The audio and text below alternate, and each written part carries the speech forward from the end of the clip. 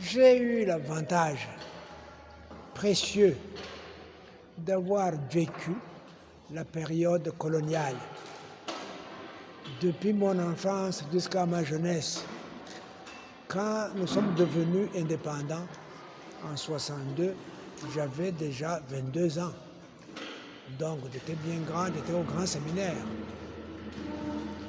J'ai vu moi-même, en grandissant, combien les gens perdaient leur personnalité culturelle.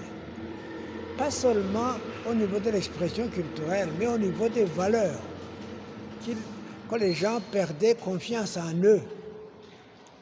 Et moi, je me souviens toujours de la chanson bien connue Abazungu ntibafyina nibo bishe Rumariza.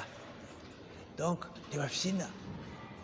Donc, les gens ont commencé à sentir qu'ils ne valaient rien, que donc ce qui vaut, c'est de ressembler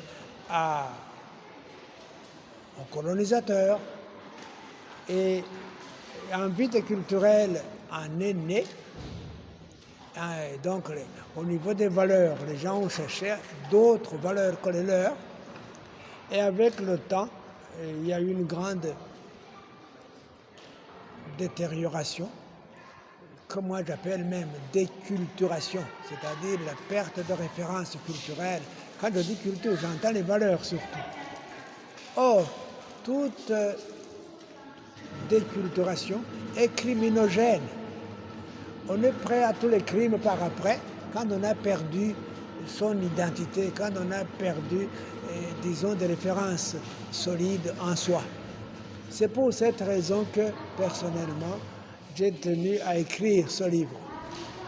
Et alors, j'ai commencé par analyser la période coloniale, et puis par après, j'ai analysé, bien sûr, le mal que nous sommes faits nous-mêmes, entre nous, et donc les blessures que nous sommes causées nous-mêmes. Il y a eu même des plaies, des gangrènes, donc qui ne guérissent pas facilement. Et alors, j'ai montré combien, pour revitaliser l'Ubuntu, il faut d'abord et avant tout un climat d'acceptation mutuelle. Acceptation mutuelle, c'est-à-dire le fait de reconnaître que l'autre, en tant qu'autre, n'est pas nécessairement un mauvais. Parce que ce qui nous a tués, c'est une doctrine que nous sommes créés nous-mêmes, mais que d'autres à travers le monde ont créé. Tous les pays du monde et qui sont passés par des guerres, par des tueries, à un moment donné deviennent manichéens, c'est-à-dire mettre la vérité d'un seul côté et l'erreur irrémédiable de l'autre. Au point qu'on se dit, il y a un nous béni à sauvegarder et un vous maudit à tuer. Et les gens se sont dit, on y va.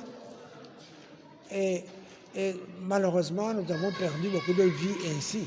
Et personne n'est innocent là-dedans. Chacun a quelque chose à se reprocher. C'est pour cette raison que nous devons maintenant chercher à dépasser cela.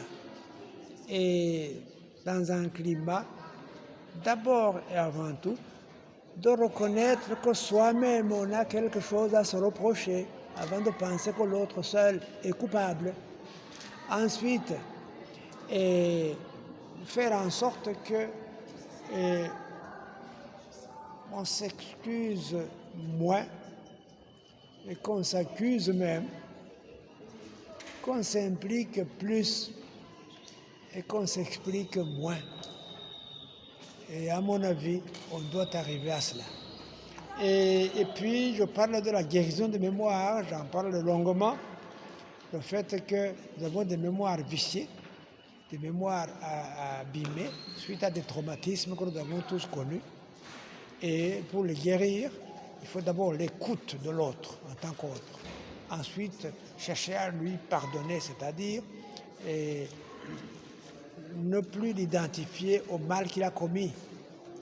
Dépasser donc le fait d'imaginer que l'autre n'est que mauvais. Il n'y a personne qui est seulement mauvais.